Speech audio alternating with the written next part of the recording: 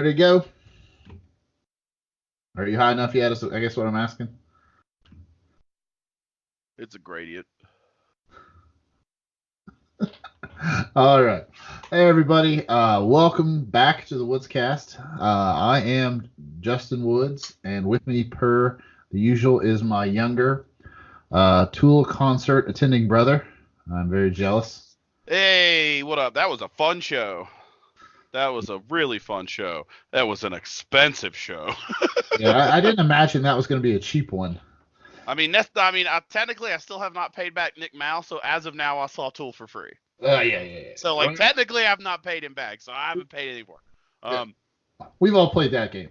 Yeah, no, but no, it was fun. I was almost excited 2 nights, and I almost went to the second night. But I think tickets were like 150 something, and I had a sneaking suspicion they were going to play the exact same set the second night, which is exactly what happened. So yeah, if I had paid like $300 to hear the same 12 songs twice, I'd have been pissed. Dude, but there are people that do that. I have several friends that are really into Pearl Jam, and I like Pearl Jam as much as the next guy. But I just, I'm a fan. I'm not like a super fan. So I went with a buddy, friend of the pod, John Matty. And I was like, cool, man, Pearl Jam. And they're like, what's your favorite album? I'm like, 10? And they're like naming like the 8th album that I'd never even fucking heard Oh, yeah, of. the newer ones, yeah. Yeah, I'm like, whatever, guys. Like, yeah. Insane. Tool fans get pretty intense. It is funny, though, because these guys have been playing since 93, 94, some shit like that. So the average age at these concerts is like it's a lot of dudes in their like 40s bringing their kids to their first show. Like this guy that sat behind me, it brought his 7-year-old, and it was the kid's first concert was a fucking Tool show. I was like, that's awesome. Did you enjoy it? Oh, he loved it. He was great. I can imagine. Yeah, there was I don't know if you caught this, but when Tool released this new album and it shot straight to the fucking top of the Billboard charts, a lot of Taylor Swift fans were severely butthurt. Tool. Yeah, they were severely butthurt because this like out of nowhere band. Yeah, you've never heard of Tool. Yeah, and there were all these memes like dads everywhere dancing in their driveways. Yeah, like this is awesome. Yeah. There was one really good one that was dudes in their 40s when a new Tool album drops and it's just Ron Swanson booking ass through the woods. Oh yeah. There were a bunch of those. It was solid. Yeah, there's another one, and sometimes I get it. Like there's a lot of today's pop culture I don't follow just because it doesn't track with me or whatever, And like anything that's happening on fucking Nickelodeon now could just, they could literally be like having hardcore pornography on Nickelodeon. I wouldn't know anything about it. Until there was a fucking news article about it. But like now, like these kids are like I knew about classic rock. Like I knew about rock and roll from the 60s and 70s. Yeah. And these kids just don't. Like the kids that are into that stuff now.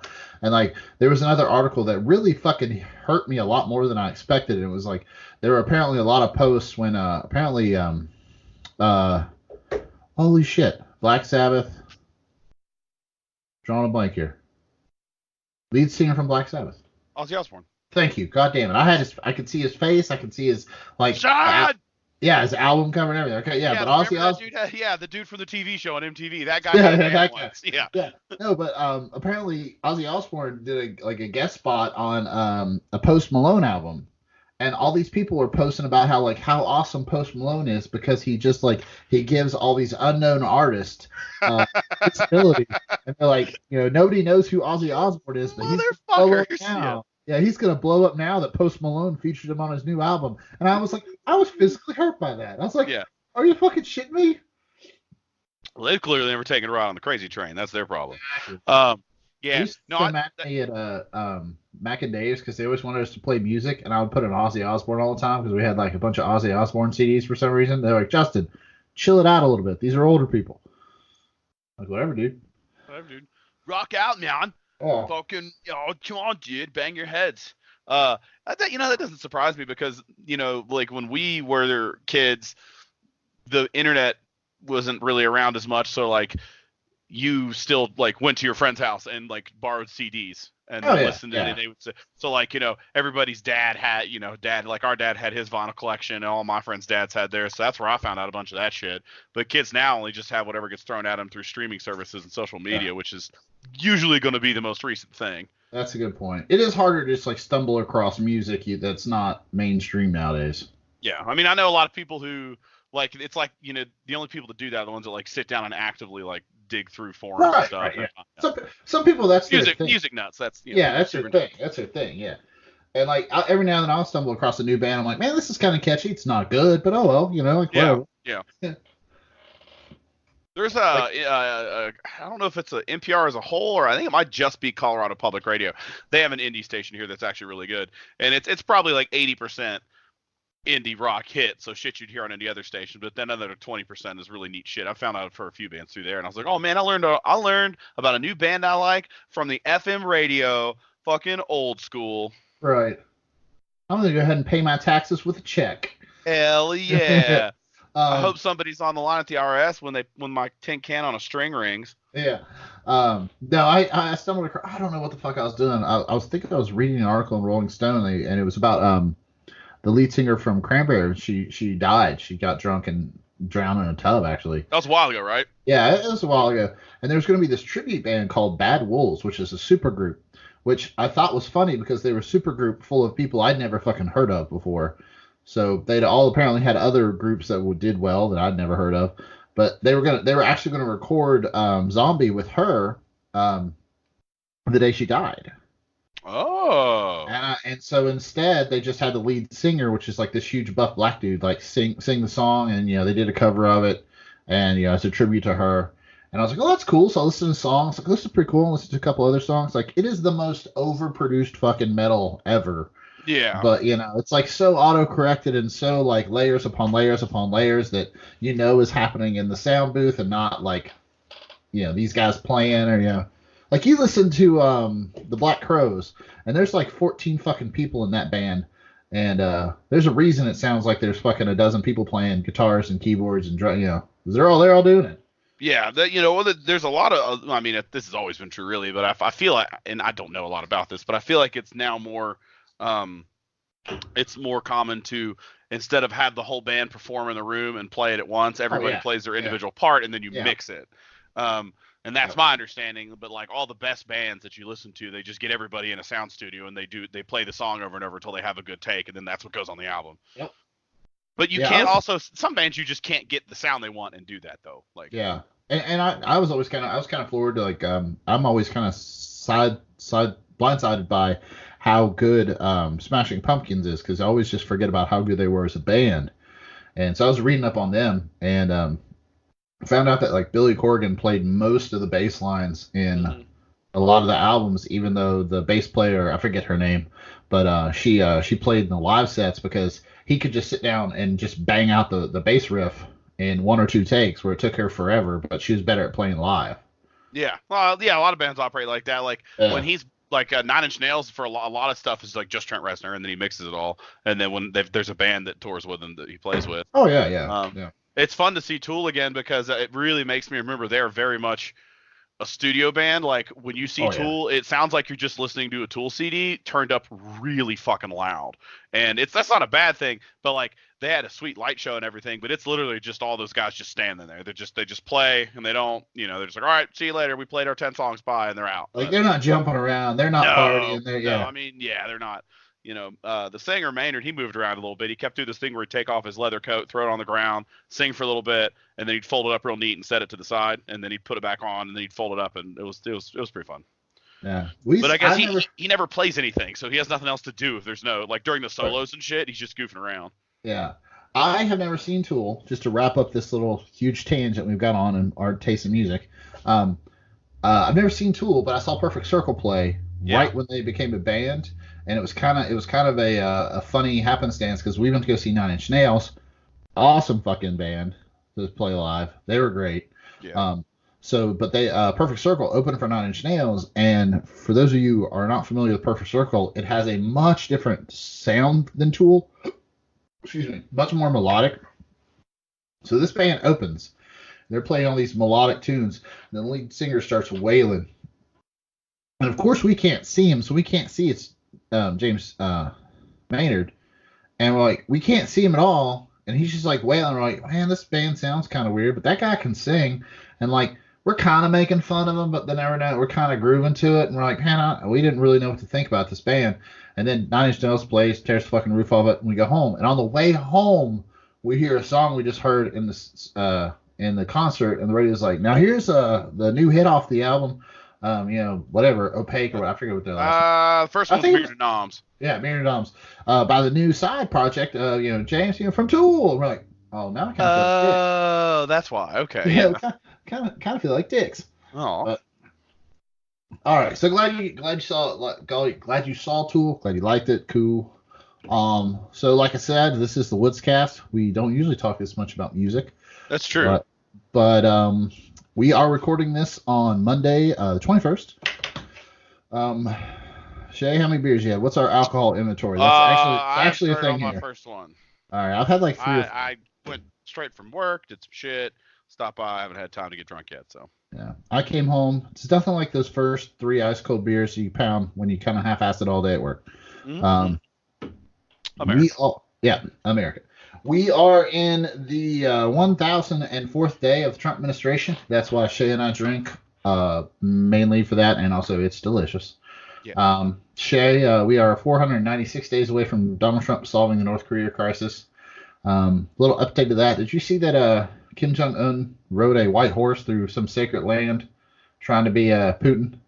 No, I did not see that. That sounds fun. It was, yeah. So we got this very produced video of him riding this horse through this snowy land, and it's very I don't know, never-ending story. It's good stuff.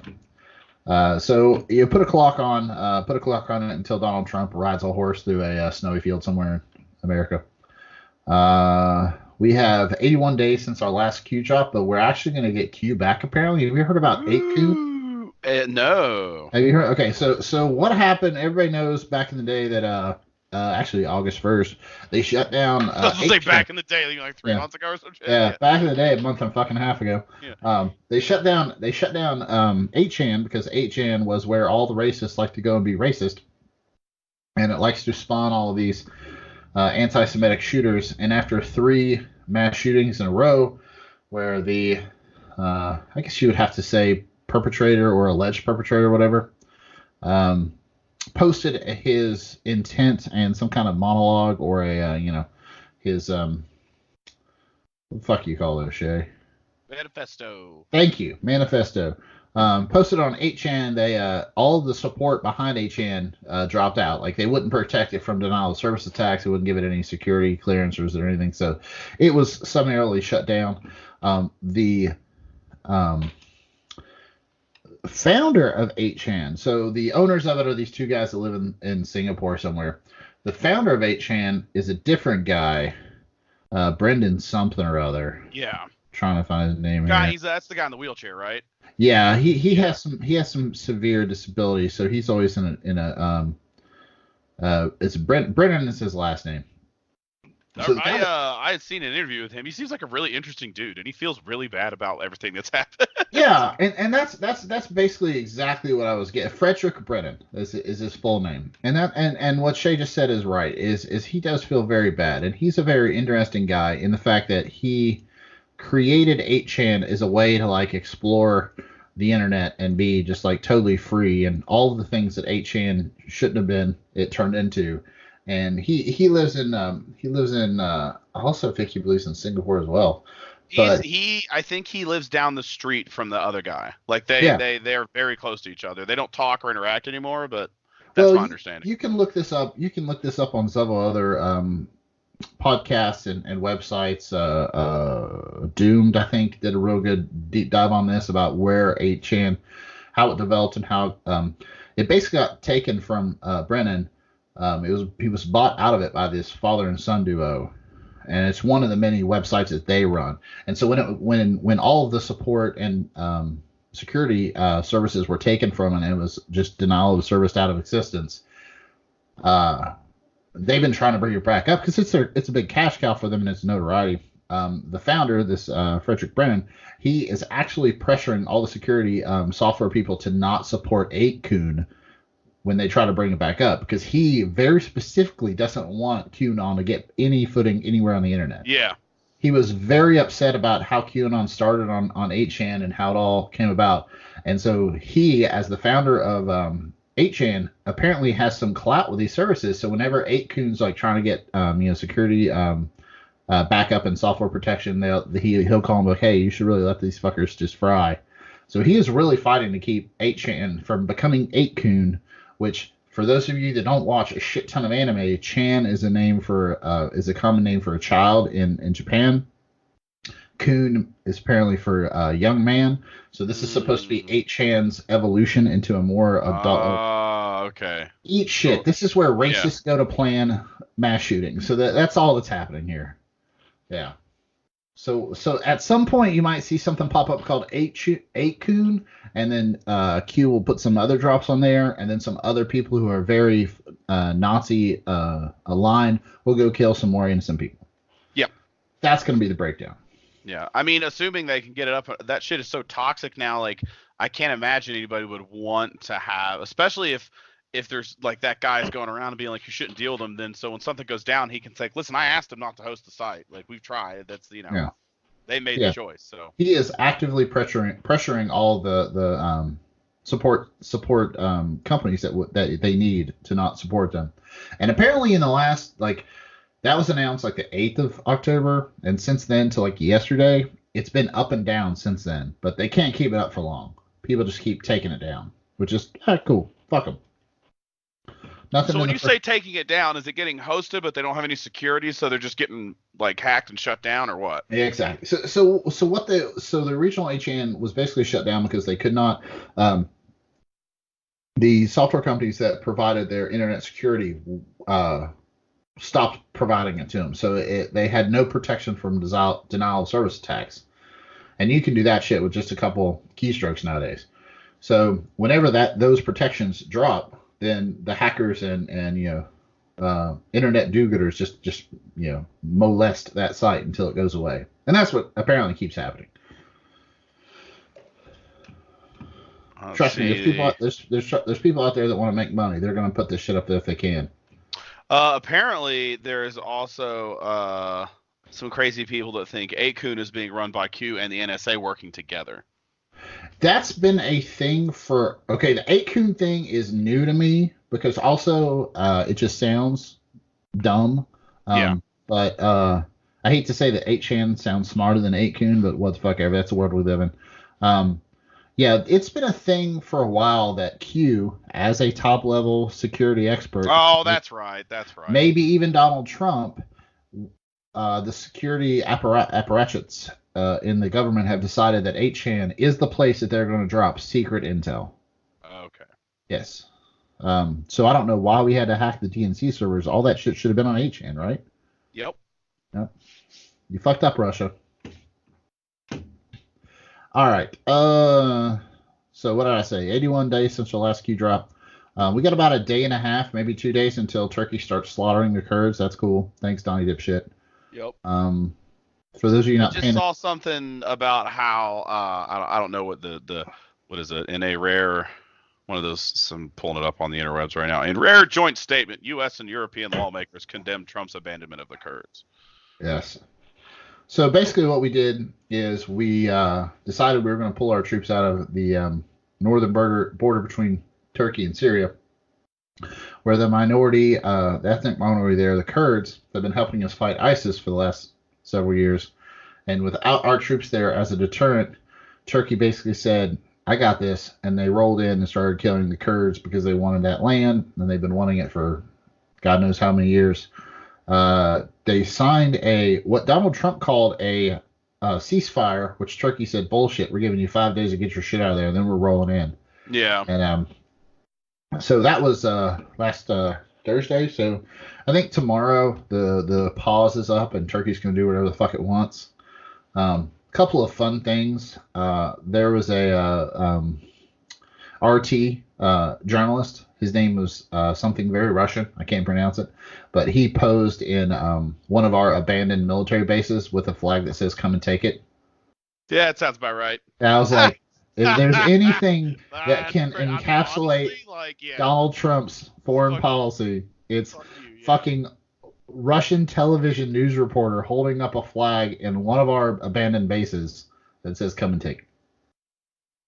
Sweet. It's not even like they're going home; they're just getting sent to another place. All these troops are going to like Iraq or some shit. Like, it's not like they're pulling people home. Oh, I mean, we're always going to have troops in that area. There's no ifs, ands, or buts about that. But the fact that, I mean, there's footage today I didn't pull it or want to talk about because I didn't know anything about it. But like, as the armored vehicles are leaving northern Syria, the local Kurds are throwing rocks and potatoes at them, just pelting them with potatoes because they're like fuckers, because Yeah, thanks for nothing, dicks. This is the second time the American government has said, "All right, Kurds, you stand up, we'll back you, and you'll win your freedom of this region." And then we pulled out and said, "Good luck with that." Mm-hmm. Yeah. We're even bombing our own air bases or our own military installations so that the Turkish forces can't use them when we leave. I mean, yeah, that makes sense, but it's stupid that we have to. I mean, I get the functionality about that, but that also perfectly encapsulates Donald Trump's foreign policy. Yeah. Or lack thereof, I guess. There's a phrase I like to use called "shooting yourself in the dick." Yep. And we're just doing that over and over again. Yep. All right, so usually we talk about polls. Nothing's really changed in those. Donald Trump's getting a little bit worse. Actually, in all the polls we talk about, the Gallup 538 and Real Clear Politics, he's taken a sharp dive in the last week. So we got negative 18 in Gallup, negative 13.3 in 538, and negative 12.8 in Real Clear Politics. That's not good. No. I mean, yeah, and I know a lot of that. I think we even said this. Oh, you know what? We did say all this last time, but we weren't able to post it last week, so I can say it again. That is generally due to independents being like, "All right, fuck this guy," right? Because they're not peeling people out from the Republican base. He's still got like a 70-80% approval rating with those dipshits. Yeah, no, it's 85-90. Yeah, it's actually really absurd. What we usually see when that kind of shift happens, like you said, is independents are basically just saying, "No, this is dumb. This is dumb. You're dumb. We're not like this." And we talked about this before. Donald Trump is doing a get out the base, mobilize your base election. He's not trying to pick up any more voters in 2020. He's trying to get all the boomers that are scared of brown people to go out and vote, just in case another brown person comes over a wall that he hasn't built yet. Like there's no new coalition that's going to happen here. It's going to be a turnout election. Yeah. There's no I love that. I mean, there's no. I don't know. He's going to spend.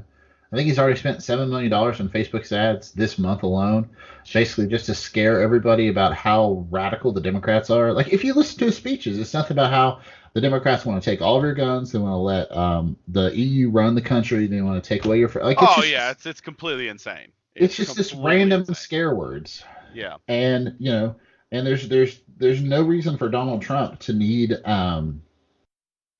advertising to get out a new message for 2020. Like, what the fuck is that message? Yeah. My hands are big. My face. I don't look like a reverse orange owl. Like, what the fuck is what's the message? It's gonna be nonstop how shitty the Democrats are because he's not running really on anything other than that. No, not really. I don't. Well, because they haven't really gotten anything done. Like a lot of the shit that, not really. I don't know. That seems like so far that's what it is anyway. It's just Democrats bad, me good. Yeah. And I mean, and hopefully whoever the nominee is doesn't end up falling into that trap too. But for the Democratic side, 'cause that's just as dangerous to do it the other way around too. Yeah, we haven't talked much about impeachment in the last couple of weeks, but nothing really has changed. It's all just they're just throwing a bunch of shit against the wall, and we're going to see what exactly we're going to impeach him for right now.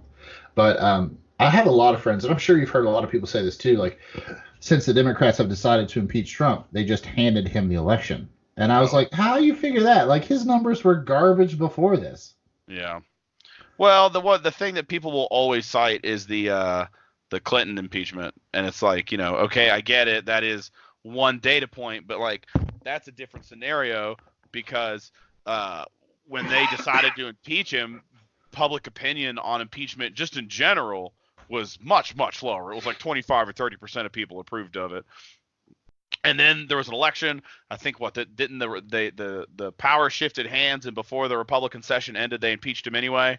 Yeah. And it was just all super unpopular. So his, of course, since everything about it was shitty, his popularity went up. The other difference too is they were impeaching him for lying about getting a blowjob, which is much more relatable than these international crimes of mystery that Trump is running right now. Like it's just not that big of a deal. And I think a lot of people were like, "Oh, he lied about getting a blowjob? Yeah, I've done that.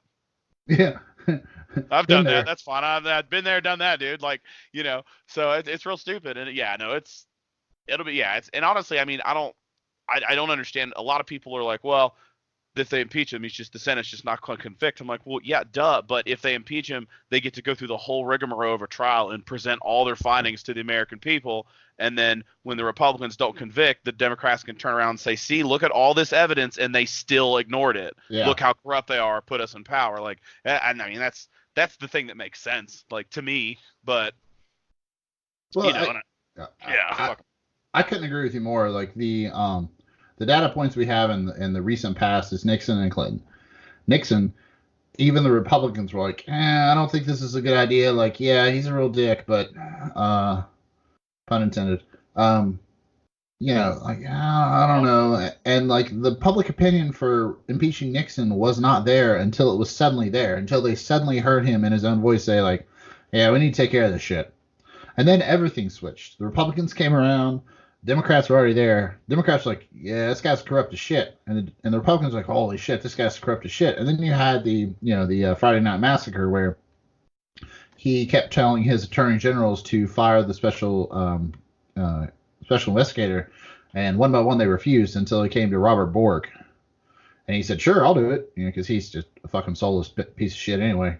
But yeah, and then, like you said, Clinton, they impeached an extremely popular president about something that the American people didn't give a fucking shit about. And it didn't work out for him. Donald Trump is not a popular president, and people are paying attention to this. And since we've started talking about this on the podcast in 2 or 3 weeks, it's gone from 43% impeach and remove to 47, 48% don't impeach to 52% impeach and remove, and in the upper 30s for you shouldn't impeach him. That's independent switching. Yeah, and I mean and a lot. I mean, and also I can't remember how it breaks down, but there's definitely a separation between people who support the inquiry and people who support actually impeaching him. Those are two different numbers. Last time I checked, they've both gone up, but I've seen a lot of people use those interchangeably. But there are more people who are like, well, yeah, if we think he did something wrong, let's look into it, and if nothing, then we won't. There are more. But then there's also it's close. Last time I checked. Yeah. Well, and also, like you said, going through the inquiry is bad for Donald Trump in an election year because a lot of shit's going to come out. And then once the democratically controlled House kicks it over to the Senate, everybody kind of thought that McConnell would just be like, yeah, fuck it, fuck off. I mean, he did it with a Supreme Court nomination. Why wouldn't he do it with this, right? Yeah. But he's even said that he feels that the Constitution requires him to at least open the trial and go through the motions of the trial. There has been some talk about him passing a letter around, having Republicans sign a letter saying they would, sign a letter, read, swear fealty to Donald Trump. No, that wasn't that Lindsey Graham. Was it? Oh, you're right. I think that's right. Lindsey Graham. Mitch McConnell. I'm sorry, yeah. I'm getting my story wrong because Mitch McConnell didn't like the idea of Lindsey Graham passing around a letter where people would swear, would sign that they would not vote to impeach Donald Trump, so that he could somehow present this and short circuit a trial in the Senate. But because that has any legal weight at all. Exactly. Because that's how that works. I feel like that's just Mitch McConnell. Like, well, I don't need this to look any dumber than it is. Please don't. You fucking Ron. Are you fucking kidding me? And we talked Although about. if I get to watch Rudy Giuliani defend him in a trial, that'd be amazing. Yeah. And I think a lot of people have said, and I agree, that they should have the trial late in the evening after Rudy Giuliani's had several vodka gimlets and just really ready to roll. Let's go. Yeah. He's just fucking sweating vodka. Or I mean, really early in the morning when the Irish coffees are still rocking, but just not like middle of the day when he's between buzzes. Yeah, but to follow your point up, you're exactly right. That has no legal consequence. And what I've been hearing lately is that the Republican Party wants to push the talking point that The Democrats aren't being fair in their investigation because they haven't let the Republicans also question who they're questioning and cross-examine and all this bullshit. And That's what not they're how an asking investigation works. exactly, that's how a trial works. When you get to the Senate, you get your time to do that shit. But while the House investigates, you don't get to. I mean, yeah, what they're asking for and the letter that that Donald Trump's lawyer sent. I don't know who the fuck he sent it to. Maybe he just released it to the press. But it was a letter that basically said like we're not going to cooperate because we don't get these provisions under what the Democratic House members are doing, and they were all things that you get under a trial, not an investigation. And I just kept thinking about like if you are selling meth, if you're doing something illegal like selling meth, and the cops kick in your door, the letter Trump's lawyer sent the House Democrats basically said like that the guy who was sitting on the couch playing Grand Theft Auto when the cops kicked his door in would then get to stop the investigation, like cross examination, like ask the detectives questions, like Yeah, yeah. Oh, yeah, wait. Where are your sources, yeah. buddy? Well, Yeah, while you're that's looking not through how my that works. bedroom, I'm gonna go check out what's in your car. Like what the fuck? Yeah, Fair. like, that's not how that works. Yeah, so that's all dumb. But we'll talk more about that as more shit, I guess, gets tossed up and actually sticks to the wall. Have you read this letter that Trump sent? Oh, Um, it's so weird. uh, I I'm I honestly thought it was fake too. I was like, that's really strange.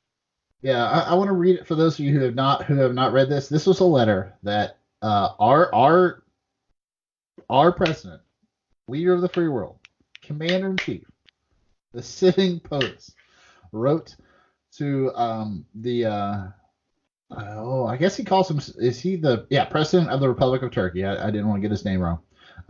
This was written to Erdogan, the president of Turkey. It starts out His Excellency and it says, "Dear Mr. President, let's work out a deal!" Exclamation point. You don't want to be responsible for slaughtering thousands of people, and I don't want to be responsible for destroying the Turkish economy. And I will. I've already given you a little sample with respect to Pastor Bruson. I don't know what that's a reference to. I have worked hard to solve some of your problems. Don't let the world down. You can make a great deal.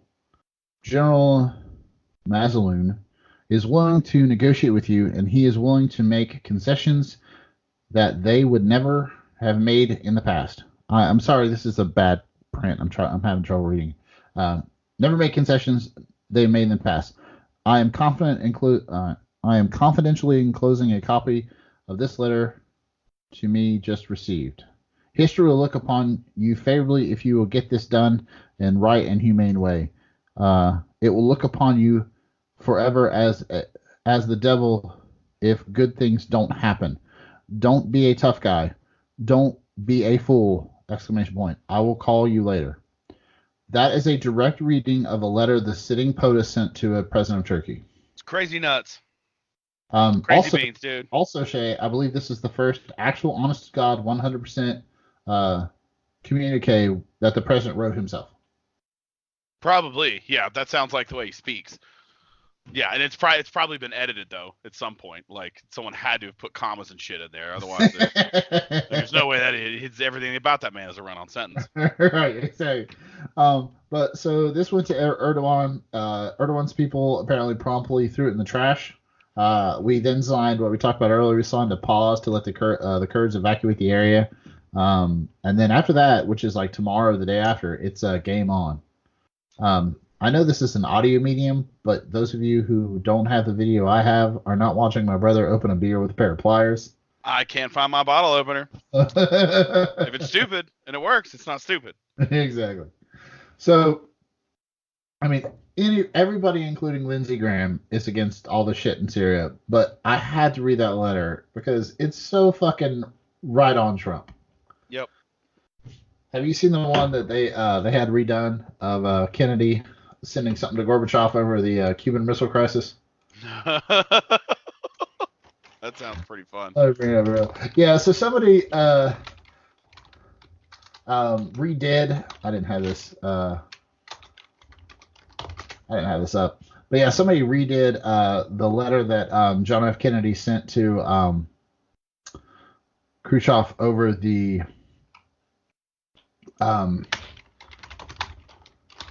Cuban Missile Crisis, where we basically lost our shit and stuff was going to get done. Here you go. Let me see if I can find it.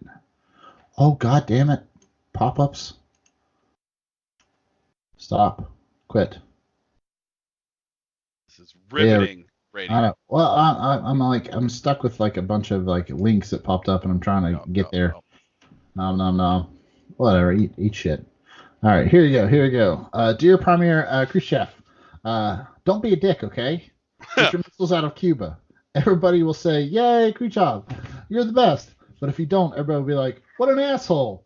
and call your garbage country the Soviet Bunyan. You're really busting my nuts here. Give you a jingle later. Hugs, John F. Kennedy. Give you a jingle later. Hugs, John. Yeah. So like that's been going around. Yeah. Fun. All right. So the next thing that I picked up that really annoyed the fuck out of me. Have you seen Moody Analytics prediction for the 2020 race? You've probably seen an article about this. Maybe. It probably started like site that has predicted the last 70 elections predicts Donald Trump will win 2020. Yeah. It was probably something like that. And what they're talking... I haven't seen that, no. Okay. What they're talking about is Moody Analytics. And Moody Analytics is another one of these websites or think tanks or dickholes. I don't know what the hell they are, really.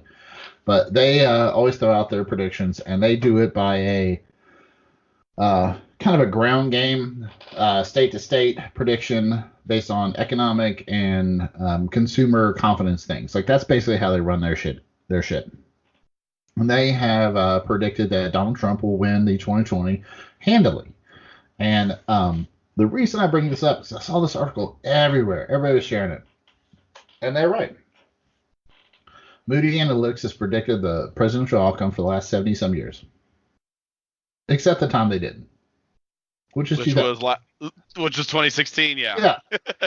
So I sent an email out to a couple like places. I was like, hey, I fixed your title. Here it is. Prediction people who are wrong, just like everybody else, predicts Donald Trump wins 2020. Like, that's the thing. Like, if you read these articles, everywhere in the article, it says somewhere, somewhere it says, like, they were right about everything except 2016. It's like, god damn it. And so if you looked at Moody's 2020 prediction, it was the reason they're wrong is because they predict the actual electoral college for everybody. Yeah. So in 2016, they said Hillary Clinton would get 332 electoral votes to Donald Trump's 206. And so that didn't happen. So they're wrong. Whereas 538, who is not wrong, they were the day of the election, I think it was 71%. Let me bring it up real quick. Yeah. 71.4 to 28.6. Yeah. That's not wrong. No. Well, that's the thing. I think at their lowest, 538 had him at he had Trump at like 30 or something, which is no chance. Yeah. And it was even on I remember reading this, and it was on the condition of like, but if this, and this happens, his shit goes way up. And then like dominoes, it was like boom, boom, boom. Oh, fuck, one of the reasons I like their podcast so much is because everybody on that podcast is fairly congenial and nice, but like Nate Silver's real bad about being like, people don't think this is good polling because they're stupid and they don't understand how polls work. And it really makes me laugh. Well, I have to imagine he is walking around with the biggest chip on his shoulder from 2016. Oh, I'm sure. Because like, I think I've even listened to the one where he says like, no, actually this is what happened, but nobody fucking listens to me pretty much. Oh yeah. And so this Moody Analytics is getting all this press right now because they said again that Donald Trump was going to, they said that Donald Trump was going to win 2020, and they were no more accurate than anybody fucking else was in 2016. But the fact that they do the like yay or nays and not a percentage like 538 does is why they're wrong. Like it's why you're just going all in. You're flipping a coin at that point. Man, there's one thing that I don't think you can quantify in polls, and I'm really curious about how it affects it, and that is the fact of he's never done this before, let's give it a shot. And by the time next election rolls around, you got 4 years of example what kind of president he is. Yeah. And I don't know how you quantify that. I'm sure. Well, I think what we're seeing that being quantified as this slow move from the middle to not supporting him. Like, yeah.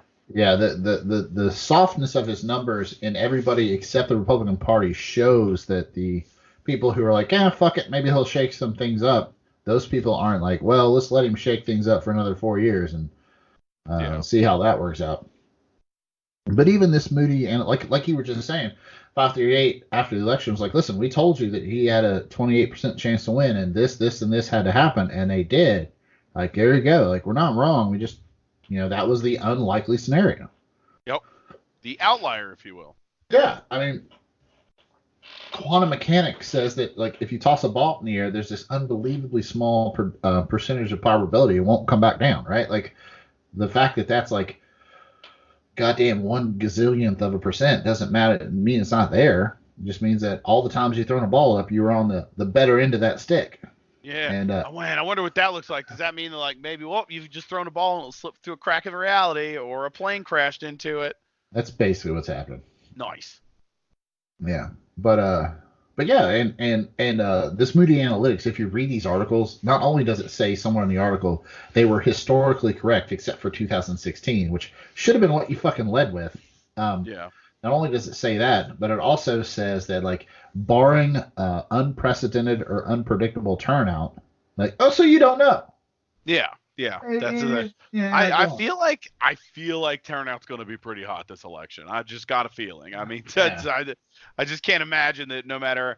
I mean, I guess maybe if it's Joe Biden, but whatever. That would be a dampener on turnout. But I think the Democratic Party, the 78,000 people that were missed in Wisconsin, Pennsylvania, and Michigan are not going to be just sitting around like, everybody else has got this. Yeah, we're fine. We're fine. All right, I'm going to take. You need to take a break. I'm going to take Sure.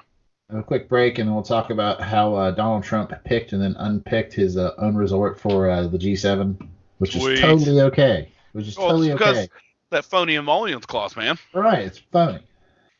All right, everybody, we're back. Hope you enjoyed our commercial break. Please support our sponsors.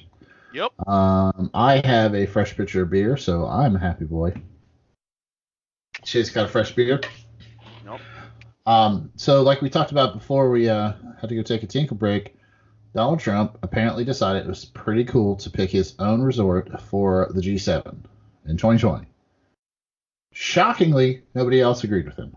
Like, not even Republicans. No, and that was the thing is like he picked it, and this is like first of all, let's not get ahead of ourselves. This is a clear violation of what is known as the Emoluments Clause in the Constitution, Article 1, Section 9, Clause 8.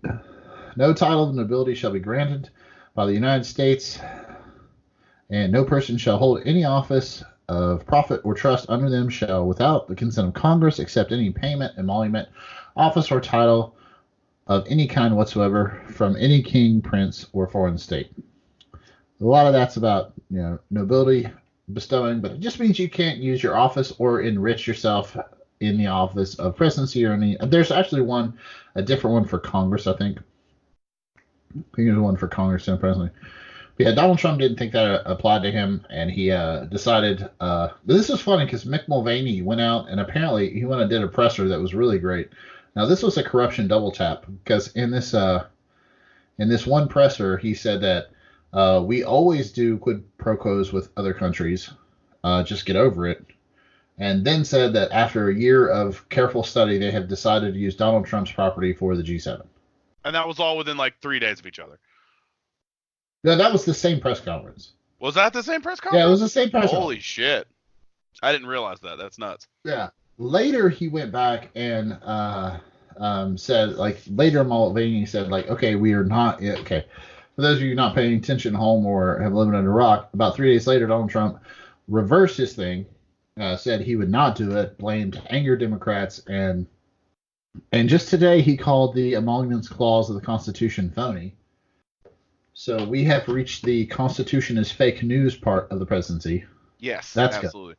Which is fantastic. That's always fantastic. Yeah, that's just one of those things because like I know the White House response was something to the effect of like, well, no, we're just going to host it there. The president's not going to make any money off of it. So, and it's like, all right, guys, come on, like really, like you're going to tell me that there's nowhere else to have like the one place you knew would piss people off that like is where really come on. I feel like that was done on his part specifically to piss off Democrats, and then he didn't think he'd get any blowback from the Republican side of things. And then when he did, he was like, "Fuck." He did. He definitely did, and he got some of the. And apparently, what he did is he called into a meeting of House and Senate Republicans, I believe. I have to look it up. It's on the New York Times. It's on New York Times had an article about it.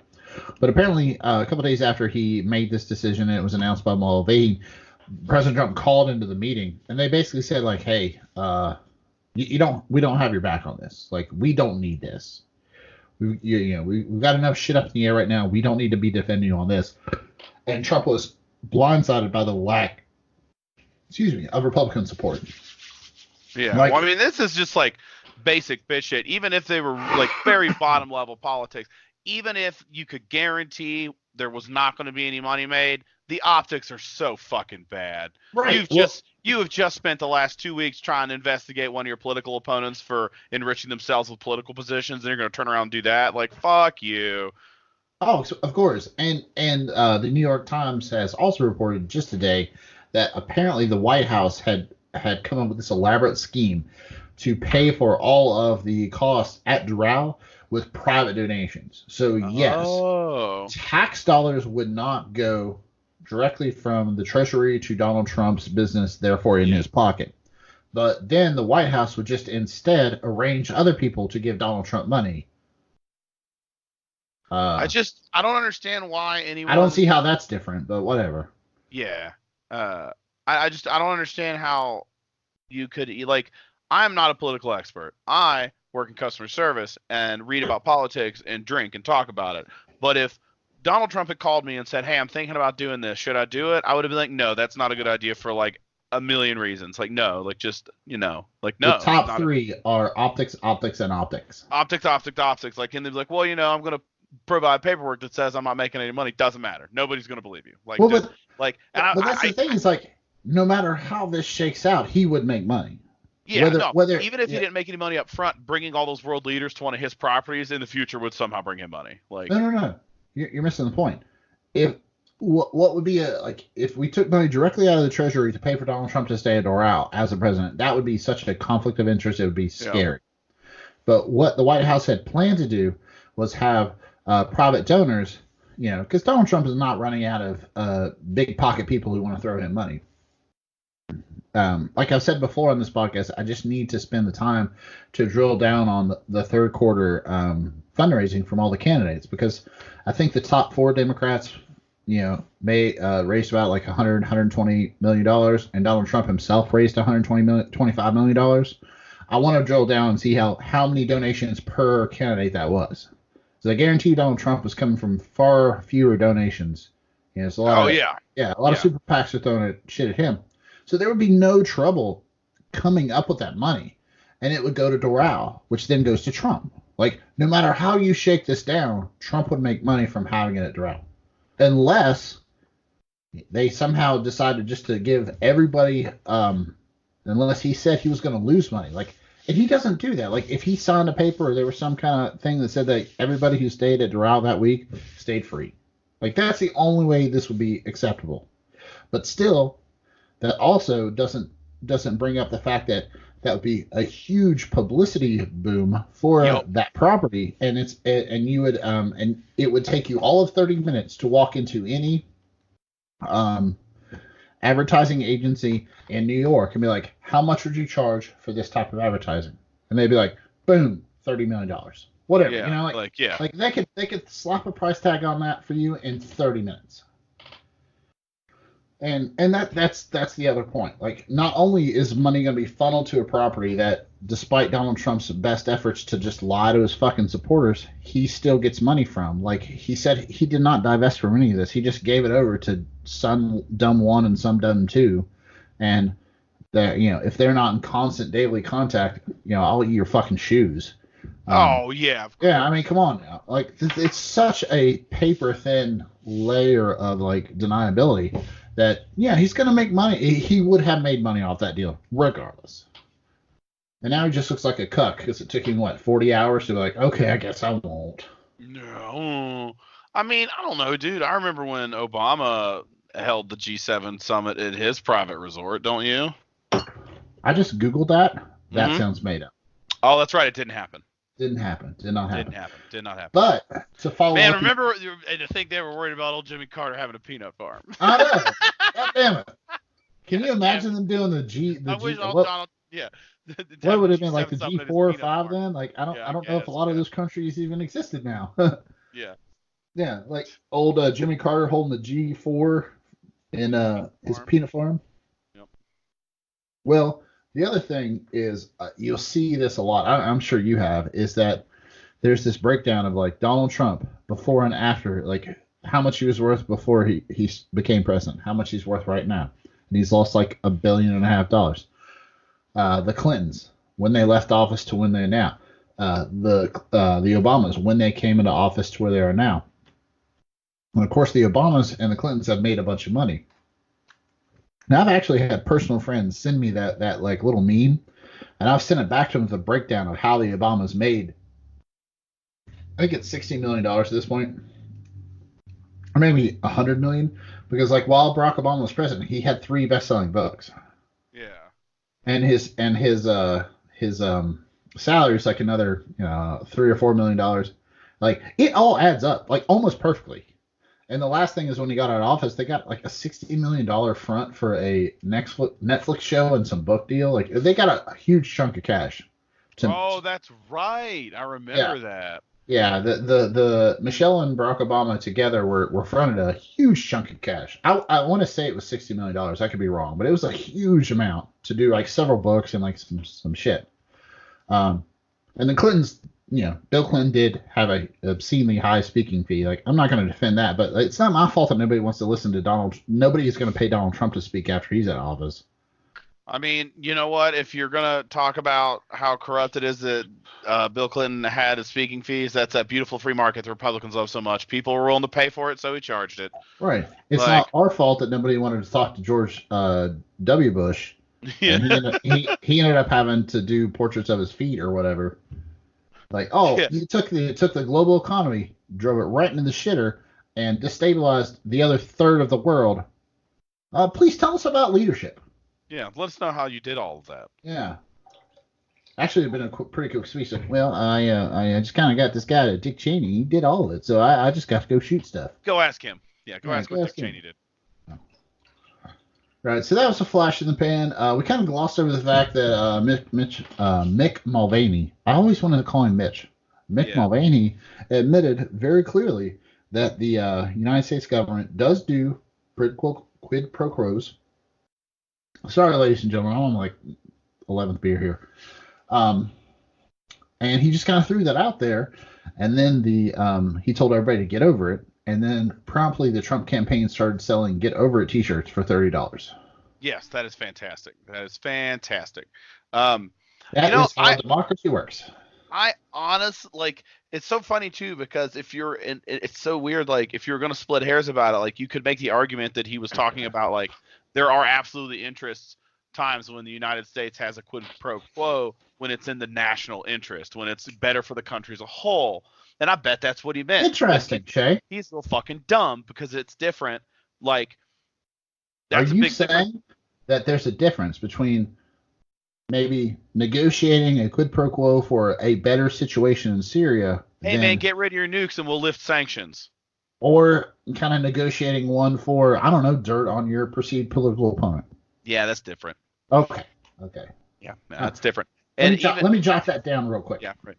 Did you see where it went from like 3 to 2 reasons, and then Chris Wallace, like, what happened to that other reason? He's like, all right, well, and I love it because he's like, well, I didn't say that. All right, roll tape, Yeah. To the tape. Also, like in his bullshit explanation, Mulvaney here, he goes, yeah, we do this all the time. Like sometimes we'll do this or that, and the reporter's like, that's a quid pro quo. Yeah. And he goes, yeah, but wait a minute, it's for the country though.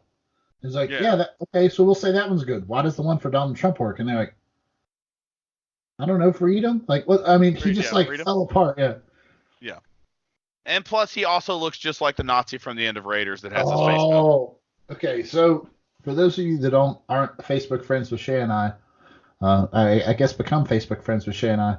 But Shay shared. Did you make that or did you find that No, somewhere? I found it. Okay. That was some Shay, solid. Shay found That was meme mining. Shay pointed out that the small Nazi from Raiders of the Lost Ark, the guy that grabs the hot staff head, looks exactly like Mick Mulvaney, and put side to side, I can't unsee that shit. Yeah, it's pretty interesting. And the thing is the picture is really pixelated, so it doesn't look as good. When I was watching him on Chris Wallace, I was like, damn, I can't unsee it. Oh yeah, yeah. It's uncanny, and it makes you think that maybe when they open the Ark of Impeachment, Mick Mulvaney will melt. I love the idea of impeachment being like a big ceremony where they bring an ornate box in and open it up. Ah! There's fucking ghosts and shit flying around everywhere. Yeah, somebody's got to put a staff up on the speaker seat, and then like when the sun shines right through it, it turns. Yeah. No, that's fine with me. Fantastic. All right, so we've already talked about today. Donald Trump said, and I quote, "I'm dealing with this phony emoluments clause." So we have reached the Constitution is fake news part of the presidency. I can't repeat that enough. It's that's hilarious. Like, and I don't understand what he could mean by like, I don't like he's got to. I mean, I'm going to assume he knows it is actually a thing because he's talked to a lot of lawyers about it. A lot of people have told. Okay, this is my take. So, like, why did he choose that word? That's just so weird. Maybe he means the accusation is phony. I don't fucking know.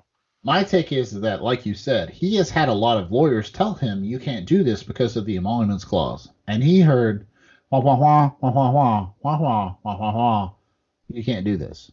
So he has no fucking idea what the emoluments clause is, means, or where it is in the Constitution. He was just told by somebody he doesn't respect, you can't do this. Yeah, that's true. That's probably. Like, fuck him anyway. He was told by some lawyer that you can't do this. And he's like, all right, I'm done. Whatever this is. And so he walks out and says this phony emoluments clause. And so now all of his supporters go, well, it's phony. Like, it's not real. The Democrats made it up. And so now the rest of us have to explain to all of the knuckle dragging, mouth breathing, hooting people that go to his rallies that, yes, it is a thing. It's in the Constitution.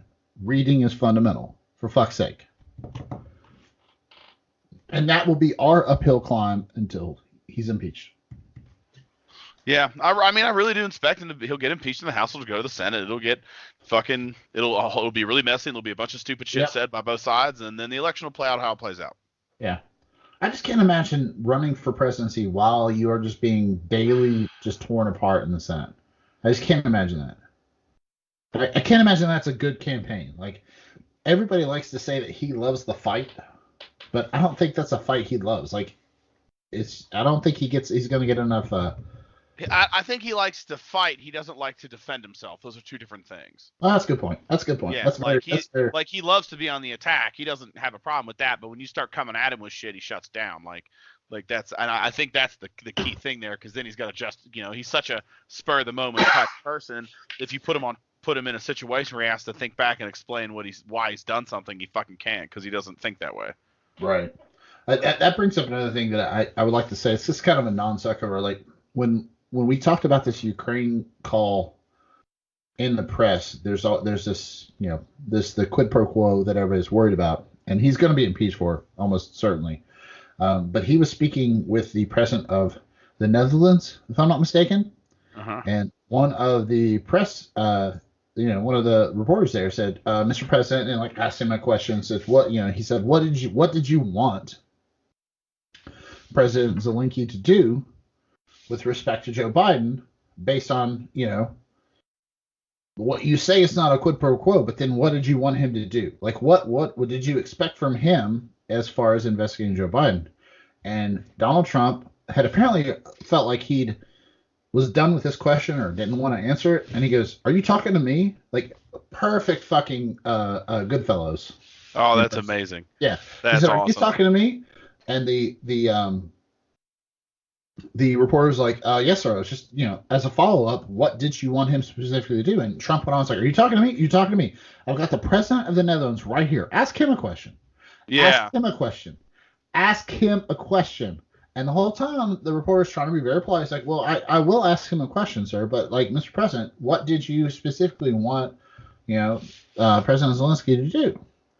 And Trump just talked over and blathered for a couple minutes, and then people started asking the president of the Netherlands a question. And I feel like you say, Trump is not good at being attacked or defending himself. And I think that's where people need to just say, all right, fuck it. You're the president of the United States. You don't treat the office with any type of respect. Neither do I. Because like me personally would have been like, all right. Hey, whoa, asshole. I don't work for you. Yeah. I will ask who I want to ask a question, when I want to ask a question. I work for CNN, and by their mandate, I get to decide who I ask what. If I want to sit at this chair and play Words with Friends for the next 40 minutes, I will. Right now, I'm asking you a fucking question. And you'd be probably escorted out of the room. It would be amazing. And if and when you answer, I'll ask the president of the Netherlands a question. Now, that would be a Justin Woods answer, and that would be the last time Justin Woods would be allowed in a presser. But what that reporter could have said very politely was like, excuse me, Mr. President, with all due respect, I don't work for you. I work for my news organization, and they give me the latitude to ask who I want to ask a question, when I want to ask a question. And right now I'm asking you the question, what exactly did you expect from this idea that Donald Trump can just dictate who gets, who gets questions and what? That's not his purview. Like, that's not how it works. And he needs to be reminded of that. Like, bluntly, if you have to. Yeah, well, I mean, just fucking today, they because this Mick Mulvaney interview we talked about went so badly, he's talking about just disbanding the White House press corps. I would love to see that. Man, I got nothing to hide, but I don't want anyone talking to y'all, so no more press conferences or press corps. Wait, what? Man, honestly, that would be a great thing in the long term, because then that gives whoever runs against, like, listen, I'm going to restore integrity to democracy. I'm bringing back the press briefings. I'm bringing back the press corps, not because this guy's an asshole. Well, actually, you could do it like during the campaign. Just have the Bernie Sanders press corps or whatever, whoever ends up getting the nomination, just reinstating it. Yeah, and there you go, guys. And even build like a little mock stage right outside the White House and just do one every now and then just to fuck with them, Yeah, it'd be awesome. Yeah. No, that's totally what we're going to do. Speaking of stupid shit that the president has done lately, and I know you and I talked about this a little bit on the Facey Spaces and the My Books, but Trump lawyers have threatened to sue CNN over their apparent bias based on some Project Veritas videos. Oh, that shit is so good. What is that fucking chode's name? James O'Keefe. James O'Keefe, that's it. I can't be more for this. Yeah, because I mean, that opens up every other news organization to slant legal action. And I mean, exactly. Like, the first thing that would happen if that went through is people just start suing the shit out of Fox News. Now, this is already actually happening to an extent, Shay, because, I mean, right now, the parents of Seth Rich, are you familiar with that guy? Yeah. That, for those of you listening at home that don't eat news the way Shay and I do, Seth Rich was a DNC staffer who was murdered in an apparent botched robbery a little bit before it came, the whole Clinton server DNC hack happened. The conspiracy theory that was pushed almost entirely by Russian propaganda was that Seth Rich was the source to WikiLeaks, and that's why the Clintons had him murdered. Yes. That was pushed almost entirely by Russian bots, picked up almost entirely by conservative media. One most prominent person to push that was Sean Hannity. The parents of Seth, he went as far. The parents of Seth Rich went as far as to ask Sean Hannity to, and I quote, "shut the fuck up," or they would sue. And he went on. Fox News had to retract a couple stories. Sean Hannity, he said he would stop talking about it on his show. The parents have since. Sean Hannity has made some passing references to it. And the parents of Seth Rich are suing Fox News again. Like, that's an active lawsuit right now. Is just, I didn't know about the second suit. That's crazy. Well, I mean, they have reinitiated the same suit, I think. Oh, okay. Is the second suit. It's not like they sued and lost and suing again. Like, they are just continuing the suit. That would just be one of the 1,000 things you could sue Sean Hannity for. That I know off the top of my head. Like, you don't want to get into this business I of just suing. I just don't okay, so like I mean I guess I'm overthinking it. That's not what this is about, but like okay, so you send in an undercover uh You're talking about person. Project Veritas. Yes. You send in No. an undercover person into a network and you show that network owner has bias. That would, I mean, I guess the problem I have with that is it's like, all right, well, cool, James O'Keefe, are you gonna go sit in on a Fox News board meeting and see what they have to say about the Democrat? Like, do you really expect me to believe anyone that owns any cable news network which goal is to sell ad space between their shows is going to be unbiased? That's ridiculous. Like, Well, how is this supposed to be a surprise to anybody? you also have a great point that James O'Keefe, who is a convicted felon, by the way, let's be very clear. Yeah. Project Veritas has a very rich history of producing videos that are very damning in only one direction to Democrats and those on the left. Yeah.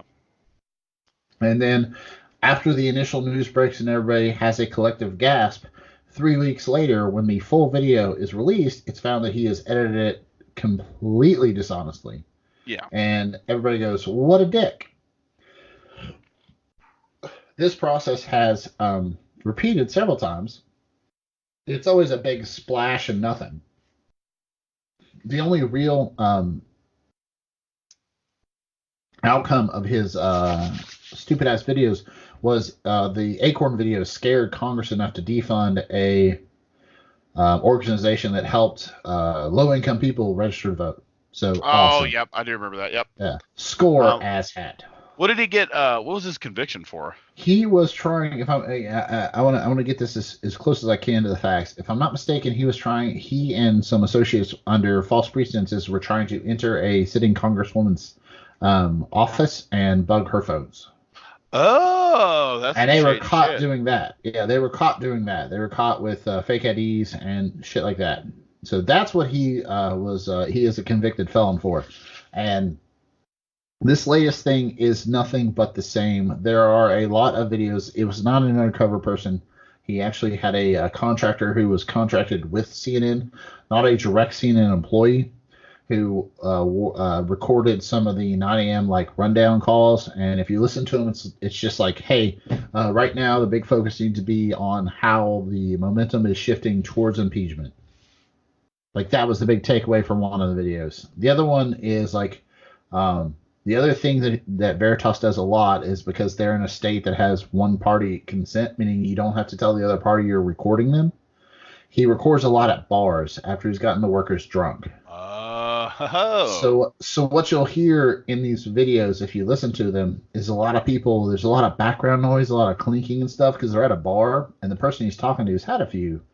And the quotes generally run like, oh yeah, Mark Zucker, or Zucker, they'll say Zucker, which refers to Mark Zucker, the head of CNN. He's like, oh yeah, he fucking hates Trump. He hated him since they worked together on The Apprentice. Hates that fucking guy. And that's clipped. Like, one drunk guy giving hearsay evidence of like how his boss doesn't like the president. We have over 38 episodes of us with that type of fucking thing. Like me drunk and you drunk talking about how we don't like the president. I mean, yeah, it's not hard to find fucking people on film going, yeah, Donald Trump sucks. Like he's no good. He's bad. He's not good at this job. Yeah, he's not doing great. Yeah. So that was their big like huzzah. And that's how Donald Trump wants to sue CNN.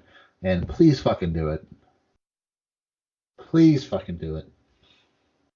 Man, but of course all they do is like write these stupid letters to release to the press, say like, we're gonna threaten to sue. No, you're not. You're not doing shit. Yeah, you're not doing shit. No, God, those fucking, some of those old Veritas videos are so fucking stupid. You know what the biggest? I'm sorry, go ahead. No, I always forget about that guy, and he pops up every few years. I'm like, oh yeah, this fucking douchebag. And I feel like he pops up, makes enough money to go quiet for a little while, and then he's out. And then he comes back with some other stupid scheme. You are exactly right, because the people that fund him are the same people. They're like the Koch brothers, Foster Free. So the same people that fund Dave Rubin's bullshit. The same people that fund Dave Rubin's bullshit. The same people that fund Ben Shapiro's bullshit. Same people that fund Turning Point USA's bullshit. Like, he pops up often enough to stay relevant so that he can get these donations. And none of it goes anywhere. Like, Acorn was probably his biggest score, and all he did was take away funding to register people to vote. Now, I thought Republicans liked democracy.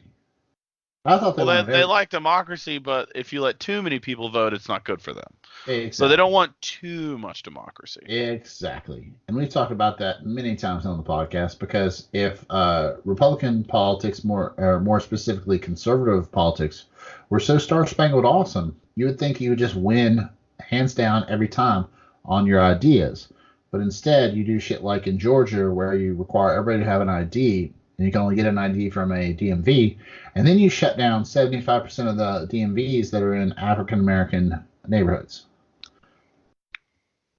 What's wrong with that? Then, well, when they did it in South Carolina, the Supreme Court said it targeted minorities and the poor with surgical precision. Oh, snap. Okay. Yeah, okay. That's what's wrong with it. So that was his big score, but I don't know. He pops up every now and then. He's such a little shit. It's funny. Speaking of lawsuits, our boy Alex Jones is looking down the barrel of a gun right now. How's he doing? He is. I listen to him daily. I listen to podcasts about him. He is unraveling at record pace. It's hilarious. But what I was bringing up is that a Sandy Hook lawsuit was just awarded. One of the Sandy Hook parents, I think it was 2 or 3 of them, I could be wrong, were just awarded $450,000 because of the authors of the authors of the book Nobody Died at Sandy Hook, a Mr. Mike Palachuk and James Fetzer. Fetzer. Mike Palachuk and James Fetzer wrote a book called Nobody Died at Sandy Hook. And a very prominent Sandy Hook parent, Leonard Posner. You've probably heard that name before. Yep. Leonard Posner, the father of one of the slain kids, Noah Posner. He has kind of made it his life's mission to literally fuck up the world of everybody who is trying to make money off of the deaths of Sandy Hook children. I've heard some interviews with this guy. He seems pretty legit, and he's getting really good at what he does too. He is amazingly good at what he does in an amazingly quiet voice. It's this very simple, quiet, deliberate, just fucking obliteration of these fucking people. After the Sandy Hook shooting, Mr. Posner found out that like so many people believe that his son never existed and then was never murdered. And so he made it like he would just spend his weekends on the internet finding these false stories and then requiring them to be taken down as the father of the son that was killed. And he just turned that into like this small machine that fought these people. And he just kept going after bigger and bigger outlets that were doing this until he just butted up against Alex Jones and these people who were making real money off the death of the son. And so this book does not involve Alex Jones. Alex Jones was not an author or cited in this book. There were 2 authors, like I said. Mike Palachuk, he settled out of court for an undisclosed amount. James Fetzer is on the hook for $450,000. So that judgment just came down. Right now, the reason I bring this up is because our buddy Alex, I'm totally not racist, Jones, is looking down the barrel of 4 other lawsuits of this type, 4 other defamation lawsuits. He's got one from Charlottesville. We talked about this before. His name Brennan Gilmore.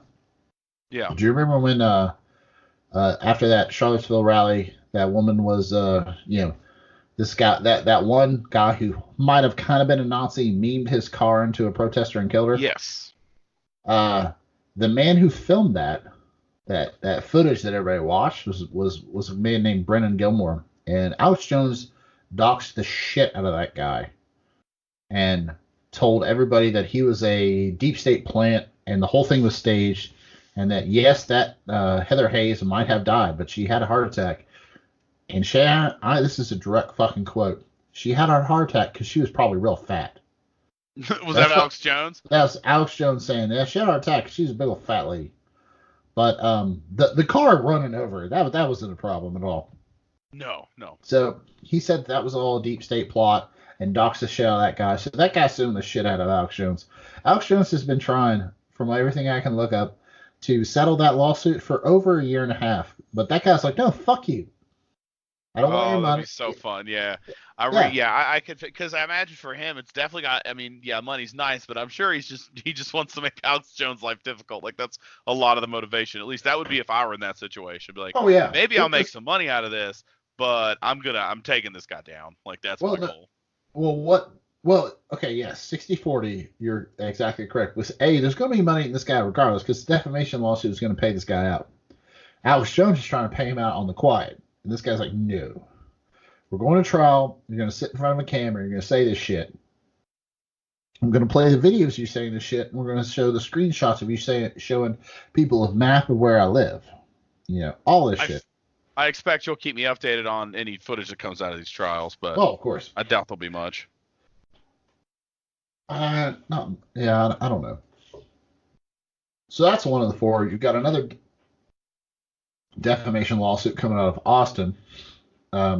From a Scarlett Lewis. She was a Sandy Hook parent. There are 3 other Sandy Hook parents that I couldn't find their names in the lawsuit. There's a second Austin defamation lawsuit by 3 Sandy Hook parents, and then there's the final one. This one also includes Mr. Posner. He's kind of the lead on this one from Connecticut, from Sandy Hook, and that involves 6 Sandy Hook parents. So right now, from what I can discern, Alex Jones is under 4 different lawsuits, all based on defamation of what he said on his show, which is filmed. He says like they're just suing the shit out of me. The deep state is funding these lawsuits, and they don't have anything because I didn't say that. And I mean, I'm not going to do it right now, but we can just play fucking 40 minutes. We could probably play 40 solid fucking minutes of Alex Jones saying it was a hoax. These kids didn't die. And that's that's footage I have. Yeah, well, but he sold his tactical butt wipes, though. Well, I don't think you can sell that many butt wipes. I mean, no, not to cover the cost of that court trial. Well, the other funny thing, Shay, is for the last, like, I'd say 3 months, they have done just, like, endless sales. And he keeps talking about how, like, you know what? Come Christmas, we're just going to sell the entire warehouse, and we're just going to burn hot and lean until the election, and then we're going to see where we are. It's like, no, what you're going to do is you're going to empty the warehouse because you're going to go to trial, I think sometime in like April or May of next year. And you're just going to be burning through lawyer fees. Yeah. It'll be so interesting to see how this comes up for him. Yeah. I mean, worst case scenario, you're looking at what? $2.5 million right now. Like the $450,000 is, of course, under appeal. And you got, let's say each of the other ones is the same, $500,000.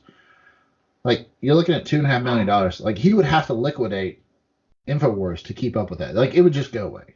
Yeah, dude, I wonder, no, you couldn't sell that brand. There's no way. Nobody carries it anymore. Well, actually, it's funny you say that. One of his lawyers is a guy named Robert Barnes. You need to Google this guy and look at him. He's just a big dirty fuck.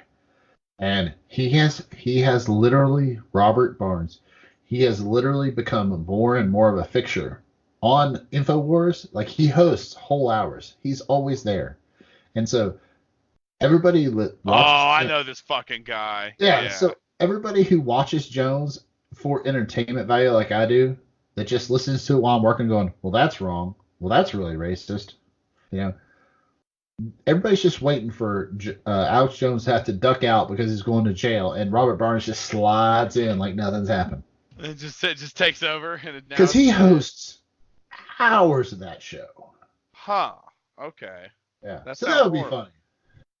That would be. All right, it's mine now. Change it to a different name. Maybe not, you know. I mean, shit happens, right? Yep. All right. So we talked about a bunch of stuff. Let's get to some fun stuff. That's not music and not my brother opening a beer with a pair of pliers again. Listen, you know, what would you have me do? Just not drink beer? Shut your mouth. You just shush. Now look, you see that shit just comes right off. It's, you know, it's no bigs. This is how a man does it, Justin. You know, there, check that out. Look at that. Successful. All right. So fuck off my back. First question for you. Remember the Strain on FX? Yes. Did you I watch the read. last season? No, I read the first two books and the first part of the third, and then watched like the first 4 or 5 seasons. No, not even. I can't remember. I'm There are only assuming four. there's four. Okay, so do they ever get to the apocalypse shit, or is it?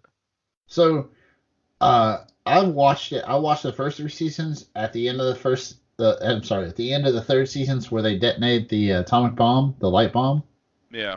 and then I kept saying like, okay, I can't wait for the fourth season. The fourth season has come and gone. It was like a year and a half ago. I totally fucking missed it. I don't know how this happened. Yeah, I remember it getting canceled. I didn't think it even had. I thought it only. I could have sworn it had 5 seasons, but yeah, four No, sounds about right. there was four seasons. So for those of you who haven't watched The Strain, you need to watch it. It was a fun vampire, biological based vampire show on FX, where they used all of the tropes of vampirism, but they tied each one of them to a biological reason that the vampires had to do what they had to do. And the main reason they bite and everybody gets infected is because they pass a small worm, like their blood's full of small worms, and so they pass that back and forth. So it was a fun take on the whole The Nosferatu. books are really fun. See, I've watched the first three seasons. I was super pissed the other night when I realized I missed the fourth season. It's on Hulu though. Everybody can watch it on Hulu. So like when we're done with this, I'm gonna go downstairs, pour myself a drink, and I mean, because I'm not gonna get any more sober tonight. Um, and watch like the probably maybe the last episode of the third season and start the fourth season. But I loved it. I was like just so pissed with myself that I missed the whole fucking season. Like, the hell was I doing? I don't know. Yeah, I feel like maybe I only watched to the end of the second season, and then I dropped off, and I don't even think I finished the rest of the books. But in the books, they kill all the vampires kill everybody on Earth by. It turns out that over I can't remember his name, the alpha vampire, the old guy, the oldest one. Yeah. The count or whatever. Spoilers. Yeah, whatever. Shut up. Shut up, nerds. It turns out he basically owns every nuclear power plant on the planet and detonates them all at once after building a bunch of them. Like he like spearheads this initiative. He manipulates some dude to spearhead an initiative for nuclear power, then detonates all of them at once, just covering the sky with a cloud, and then the vampires can do whatever they want, and they have like people in camps and breeding camps and shit. It gets crazy. See, I was getting ready to tell you that I had downloaded the comics. The comics were always Marvel, I want to say. They're not bad. I've read the first few issues. Yeah, it lends itself to a comic really well. Yeah, the artwork's good. But I downloaded the comics. I was going to run through those, and I was just going to tell you that I don't think I had time for the novels. But I guess now I'm going to have to fucking read the novels. That sounds fun as fuck. Oh, they're great. Yeah, they're a lot of fun. They go pretty quick. They're not. I feel like they're like 300-400, maybe 500 pages. They're pretty pulpy, but it's good stuff. And they're good. You should read them. All right. So I was just kind of blindsided of that. Fucking forgot about that. The other thing is, so did you ever get to see Joker yet? No, I haven't bothered. Okay. You don't have to see You don't have to have seen Joker to see this thing that I want to show you. I meant to send you this earlier. Let me find you. I'll send you a link real quick. So apparently, the iconic scene that everybody's seen in the previews, just sending you a link, Shay. In the previews is Joker dancing on quote unquote the stairs, right? Mm. Those are classic stairs. They're apparently it's 1165 Shakespeare Avenue in the Bronx. So Joker does this dance there. Now apparently the Joker is a classic. At least this Joker is an incel hero because he can't relate to anybody, doesn't have a girlfriend, and then apparently has to murder people to feel real. So this cosplayer, she's Veronica Ray, dressed up as a female Joker. And you're looking at the link. Not yet, but continue. Okay, so she dressed up as a female Joker and went to these stairs and did a photo shoot. So this is a rather voluptuous woman in a kind of a cream onesie that matches the Joker's vest. She's wearing, red thigh-high socks. She's got the purple jacket on. She's got her face done up, dyed her hair, and so she, did a photo shoot with some guy. She's a cosplayer. That's what they do. They dress up in some, overtly sexual version of some comic book character, and then take pictures, and everybody's like, "Oh, cool, yeah." Well, when these pictures hit the internet, the incels were enraged. There were comments like, "This oppresses gamers. You are appropriating Joker culture." And then my favorite, "It's extremely disrespectful and offensive. Who lets femoids do this?" I mean, that sounds about right. Yeah, that's so funny too though, because like slutty cosplay is an established thing. Like, Google slutty Joker and there's a lot of shit that comes up. And that's what kind of like first of all, I'm happy that the incels took time from going out in the world and murdering people because they can't get laid to comment on this woman's pictures. But also, can we just like wipe all these people off the face of the earth? Like, I'm not for putting people in camps. Maybe we can build a pyramid and make them all live in a pyramid or something. I don't know, but what? Why does it have to be a pyramid, man? I don't know. Because just an incel nature preserve. I find like and every now and then all you do is you just airdrop a bunch of fucking Doritos and Mountain Dew in there, and they're fine. They can just do their thing. I mean, like, the fact that somebody posted the word femoids on an actual website kills me. Like, the insult culture is fascinating and disgusting, and also, like, I'm not usually for ethnic cleansing because these guys aren't one ethnicity, but we could just, like, I don't know, maybe tag them and then hunt them for sport. That'd be fun. In this preserve you just described? Yeah, you could do that. It could be like the most dangerous game, and you just have a bunch of incels running around. I guarantee you we could sell tickets of that to some of these big game hunters that go out to Africa and cut the tail off of fucking rhinoceros. I want to hunt the most dangerous game. Well, let's not jump to conclusions about how dangerous these guys are, but... Right. We got Captain Sweatpants over here. Yeah. How would you like to bag a keyboard warrior? Yeah. He's not going to run that fast because he just chain smokes camels. No way, dude. Vape Nation, bro. The guy, he's sucking down his vape. Yeah. So that happened. Also, Joker's a great movie. These fuckers are ruining it. Hands down.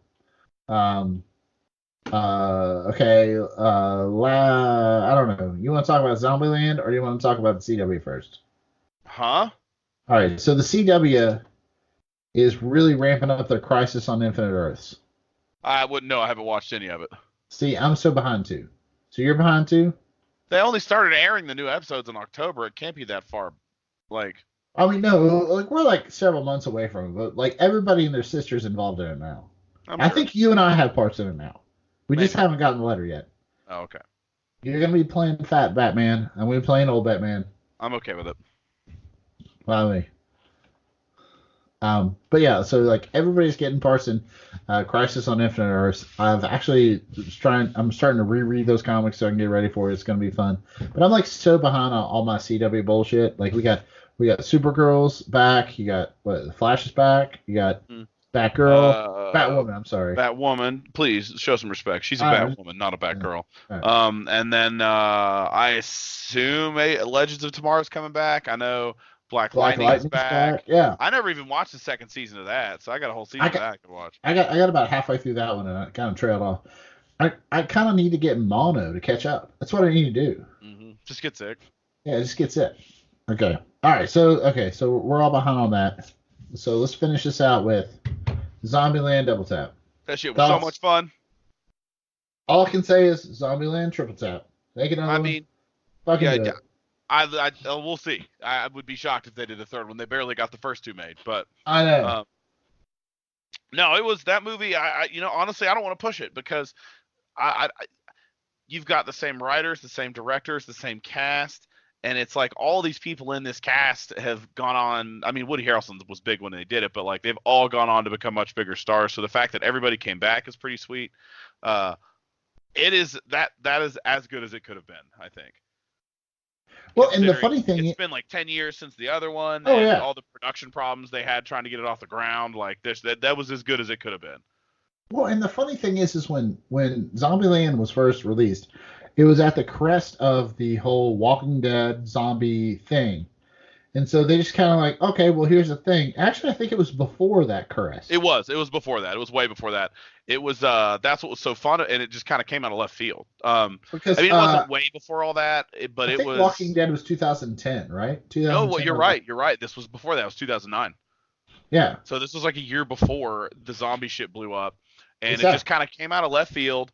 And I remember a friend of mine saying, "Have you seen Zombieland?" I was like, "Yeah, I might catch it on video. I'm not feeling. I'm a little burned out on zombies because of that. I had just rode the wave of zombie games as well." And Yeah, he's like, "No, you need to see it. that would It's be Left 4 definitely it Dead, is right?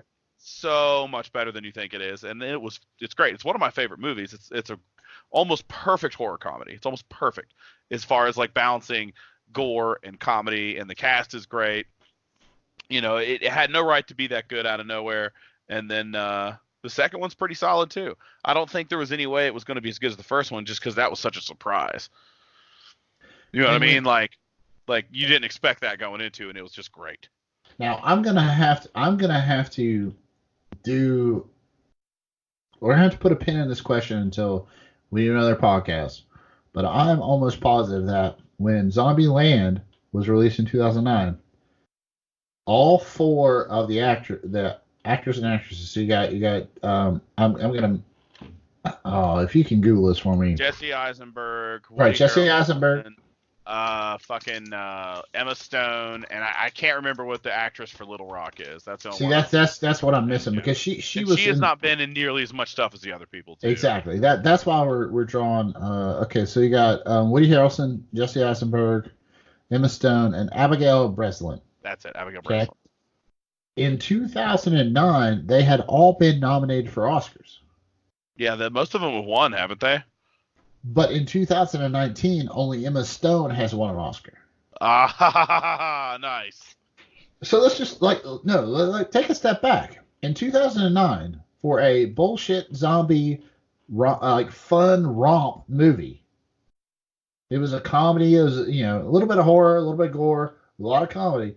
They pulled four Oscar Academy nominations. nominated, Yeah. Oscar nominated actors and Yeah. actresses, and then when they did the sequel, Emma Stone had won an Oscar, and she was like, "Yeah, shit, I'll do another one." Like that's Yeah. fucking golden. Yeah, no, they and again, it feels like the first one. You can tell they're really enjoying it. I mean, Oh yeah. there's great anecdotes off the set about how Woody Harrelson was super anxious. They were all super anxious about it because of how popular the first one was. But yeah, I'll probably go see it again just for giggles. Oh yeah. So like to me this is another like I don't want to say a rehash, but to me Zombieland felt a lot like the first one, 2009 version, felt a lot like a movie I walked into that I didn't expect to see because the first time I saw Shaun of the Dead, other Yeah. classic rom-com, um I was told I was drunk at a buddy's house and I was at Mark's house. They're like, "Hey, you want to watch Dawn of the Dead?" That's what I heard. I was like, "Yeah, I've seen it, but whatever." I mean, I'm holding a 64-ounce rum and coke in my hand. I'm game for whatever, right? And I mean, we were drinking Jackeen's back in the day. That's some rough shit. But they put on this movie. I'm like, "Hey, I think you put on the wrong movie." And they're like, "No, no, no, Shaun of the Dead." And I hadn't seen it yet, and I had a ball. Yeah, Like I had read about Shaun of the Dead, but when it was in theaters in the UK, and then when it came out on Blu-ray there, I torrented a copy of it. But the only copy I could find was corrupt and stopped at the exact same point every time. So I ended up giving up on watching it, and then like a month or two later, it got a US run, and I was all about it. I was there the day that shit opened up. I was Oh, yeah. so into that shit. It's still to this day one of my favorite movies.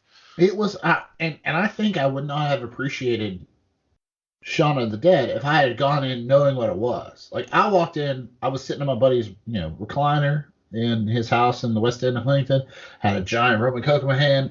We've been playing video games all evening. They wanted to watch a movie. I was like, all right, cool. I thought we were watching Dawn of the Dead, the one where they like hold up in the mall. Yes. Okay. And so I was like, all right, I've seen this. What the fuck ever, I'm game. And then like this Rom-Com started, and you got all these guys, you got Pete up in the bathroom being a zombie. I mean, it was great. I was like blindsided by how earnest it was. You got red on you. Exactly. All those good. There's so great, many great lines. Yeah, And I think Zombieland is the same way. Like, I kind of knew what to expect because of the previews and whatnot, but it was also just refreshingly fun. It was fun. Rachel said, "Who directed Shaun of the Dead? Was that? That's Simon Pegg. No. He didn't direct. Edgar Wright directed it. Oh, yeah, okay. That's right. Because originally Edgar Wright was the one that they had that was trying to do the Ant-Man movie. Oh, the first version of it, and then I don't know what happened. Okay, yeah, Edgar Wright, sweet. Yeah, but yeah, so we were sitting around the other night, and Rachel's like, like the preview for Double Tap came on. I was like, we're gonna go see that. She's like, well, I haven't seen the first one. I was like, oh, hold on 1 second. Give me 42 seconds, and we'll have it up and running right now. No, yeah, I'm sure she loved that shit. That's right up her alley. Oh, she did. Yeah, it was good stuff. Well, any other closing thoughts? Zombieland Double Tap is a great reason to check the audience scores, like Rotten Tomatoes, because like right now it's like 90% of people that saw it liked it, and then the critic score is like 67%, which isn't bad. I'm just saying something. The RT changed how they rate things, and you should pay attention to it. Because of the negative bombing campaign shit? Yeah. No, it's just they do it differently now, so that's I don't know how it works on the back end, but now you've got it's got a there's always a big discrepancy between the audience and the there usually is. Yeah.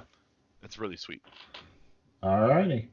Well, like always, we hope you guys enjoy this. We enjoy the shit out of it. I've had 2.5 pitchers of beer. Shay's had several beers. I have had 3 beers. Well, that's your problem, not my problem. Moonshine. See, he leaves that out. Corn liquor. As always, like I said, hope you enjoy this. We enjoy the shit out of doing it. You can always hit us up on the Facey Spaces in the My Books. What are we on the Face Space? Facebook, it's at Woodscast1776. Also, we're on the Twitters at Woodscast1776. Fuck the shit out of Alex Jones. We're going to keep that long after he's been sued into oblivion. And you can always send us a question, comment, or reaction to how not handsome Shay is at thewoodscast1776@gmail.com. Man, Robert Barnes kind of looks like Hodor. Oh, yeah. Yeah, that's anyway. Yeah, except he's going to hold the door open for Alex Jones to leave. And take over that whole fucking network. All right. My God. Maybe he'll turn it into a call-in legal advice show. That'd be the best thing ever. They've done that, and it's not good. No, how could you do something like that? I'm sure there's gotta. Well, I mean, it's like the disclaimer that says it's not real attorneys. What they basically do is they call in to talk about how Trump should round up all of his dissident people and throw them in jail. And Robert Barnes is like trying to that's what Alex Jones is saying. The callers are calling in to say that, and Robert Barnes is like, "Oh, okay, hold on, everybody. It's not how that works." Yeah. So any call-in show they have is going to be Alex Jones shouting over good legal advice with absolutely bad legal advice. Yeah. Fantastic. Well, my lawyer Alex Jones says I should do this, so I'm Yeah. Well, considering he's losing 4 lawsuits as we record this, and we are on all the platforms he's not allowed on, that's true. I wouldn't take his advice. Nope. All right, Shay, we'll say goodbye to the nice people. Toodles, nice people. And as always, hail Hydra and seize the means of production.